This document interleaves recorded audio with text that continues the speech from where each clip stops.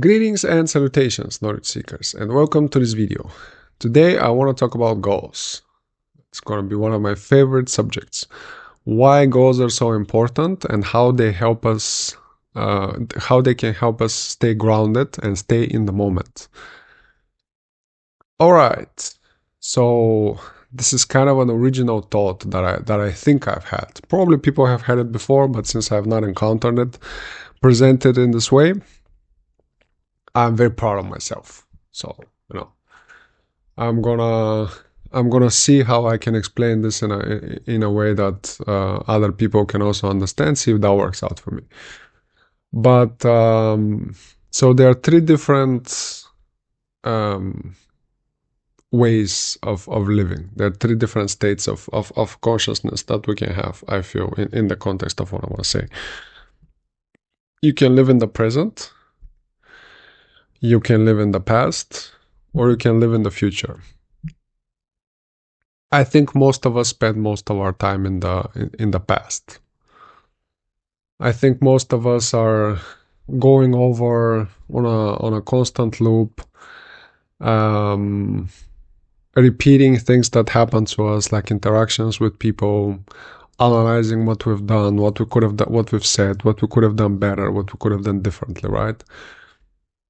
And that's a productive way of improving on yourself. Reflection is a very important mechanism to achieve better personal growth in the long run, as long as it doesn't get excessive, right? As long as you don't repeat the same interaction over and over and over in a constant loop, and as long as it doesn't lead to frustration. And this is something that I personally have suffered from a lot. Like I'm an individual that continuously, or at least I used to do it a lot. I used to constantly go over previous events that have happened to me that didn't necessarily have to be recent events, but could also be things that happened to me 5 years ago. And go through my defective memories of those interactions, right? Because our memory is truly imperfect. We don't remember a chunk of the details of what happened to us. Unfortunately, that's how our brains are structured, and we just fill in the gaps. And the more you rehearse it, the more you press the rewind button, or not rehearse it, but repeat it. Sorry. The more you press the rewind button, the more often you get into a situation where you're actually remembering what you want to remember, to put it plainly. And so that's why this is destructive. And then you have the second mode of living, the second time space which our minds occupy. And that's the future that we build in our imagination. How is our life gonna look like in the future if I do this today? So if I go to work half an hour early and leave half an hour late and strive for that promotion, what am I gonna achieve? Like, where am I gonna live? How is my office gonna be? How are my colleagues gonna be? How is it gonna be if I'm the manager instead of just another employee, right? How is that gonna make me feel? And then we put all this pressure on ourselves in order to live up to those expectations and to live up to those goals. Which pressure is okay. Pressure is actually fine. Pressure is something that we should embrace and try to use as a motivating factor that can help us improve and get better. But it's also soul crushing sometimes, right? Too much pressure. Finding the right balance between how much pressure we can tolerate and how much pressure we put ourselves under is very difficult. So spending too much time in the future is not exactly optimal. And again, we've already established that spending too much time in the past is not the best. But then almost no time is spent in the present by any of us, unfortunately. Not in the way that I'm talking about it, not in, because even now, I'm not in this second, I'm thinking about what I'm going to say in 5 minutes, right? I'm not really in the present moment right now. I'm scheming, I'm planning in my head while I'm talking what is supposed to happen before this video ends. And so I'm still living in the future. I'm still pretending to be here now talking to you, but in my mind I'm already 5 minutes ahead, right? Um, and that's a very unfortunate reality that we need to come to terms with. And I think one way of doing that, right? I think a way for us to overcome this addiction to either living in the present or either living in the future or in the past is by focusing on our goals. And what do I mean by that? So goals are something that you're supposed to achieve in the future, right? By looking at the past and your previous behavior, and then taking the necessary steps in order to achieve a future goal. What if instead of thinking like that, we try to trick our minds and we try to live as if we've already achieved the goal? So what do I mean? Um, I want to achieve my only goal that I have is achieving financial independence. Like that's the only set objective that I'm working towards. Um, I want to be better today than I was yesterday, but that's more abstract, right? There's no specific way in which I want to improve. I just want to apply myself in all the different things that I do to the best of my abilities, and then reflect on it a little bit when I have some time, and then move on. But the financial independence is legitimate objective that is long term. It's gonna take many years, depending on how external factors that I have no control over are gonna fall into place. And the goal is very specific. So I've identified $1 million or 10 million crowns as this magical number that will allow me to reach financial independence, right? Why is that? Well, $1 million gives me, properly invested, gives me a 10% annualized return, which means that every year I will be able to get about $100,000 if I do nothing. If I have no other income, passively on average, I'll be able to generate about $100,000 each year. The tax rate in Sweden is 30%, so I'm needing 700,000 crowns. That's the $70,000 equals roughly now more like $65,000, whatever. No, 650,000 crowns is $70,000. My apologies. But that's more than, or roughly, what I'm making now from actually working. Right, that's my actual income from work. Or maybe slightly less, slightly more. I don't have the exact number in my head in terms of net income.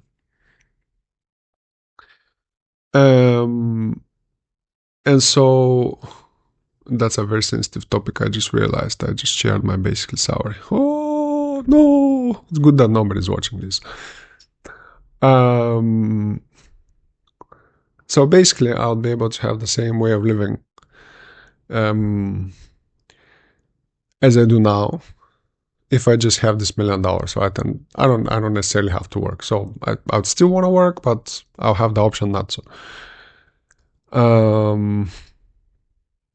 And the way I'm thinking about it, because I was stressing about this call, I was like, oh, but what if I get fired? What if, my investments don't pan out? What if I lose my money on the stock market? How am I going to reach this goal?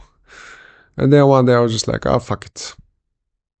I'm not gonna I'm not gonna live in any other way if I have this money in the bank. Like it's not gonna affect my lifestyle whatsoever. I'm gonna be the same guy. I'm gonna have the same priorities of self-improvement. I'm gonna have the same desire to, spend time with my family, to read books, to chill in front of the TV after a long day at work. So, how would my life be any different than right now if I had that money? In no way whatsoever. So, why don't I just live as if I've already mentally reached that goal, right? As soon as I said it, I'm like, okay, I'm gonna get it done. That's that requires supreme confidence in the self, right? You really need to be supremely confident in your abilities to deliver on the set objectives. And I'm not. But who cares? Fake it till you make it, right? I might as well pretend like this is my um, reality. And again, there's no there's no discernible difference one way or the other, right? Um, and it's the same with everything else. Like it's not just money. Yeah, I know that I cannot buy anything that costs $1 million right now because I don't have the money. I get the irony of the situation. But also there isn't anything that I would want to buy that costs $1 million. Um, and again, it's the same with any other goal that you might have, right? Um, if you want to get a promotion, if you want to become a manager, act managerial, right? Act like the person you would be if you're in that position of power. Be a good communicator. Try to inspire those around you. Try to put in the extra effort into achieving the company's goals, right? Or if you want to be a good father and you don't have kids, that one's a little bit paradoxical, right? That one's a little bit more difficult to take yourself into because obviously you need somebody to interact with. uh, but there are many different things that you can develop in your character that you can do before you actually get the kid, right? You can become a lot more responsible. You can help out more at home, or you can, if you're already doing that, but you feel that you're not assertive enough, maybe you can focus on that. Maybe you can um, read books about parenting and discover which kind of behaviors would help you achieve that goal of being a good parent. Because interestingly enough, kids are also humans. So, the same kind of behavioral tactics that work on your colleagues and on your friends work with kids as well. Just a little bit less sophisticated, but it's the same kind of general principle that guide us in all our interactions. And so that's my point, right? My point is be the person that you want to be tomorrow, be that person already today. Don't pretend like there's this magical moment in time, this magical barrier that you would be able to pass in the future and become somebody completely different from the individual that you are today. Because that's not how life works. We always carry the I in us, right? Our personality, our identity always follows us no matter where we go. And whatever kind of goals and whatever kind of future we want to build in our mind's eye for ourselves is just an illusion. And the only way to make it a reality is to start living in this way already today. Start living in the way that you want to be living 5 years from now already today.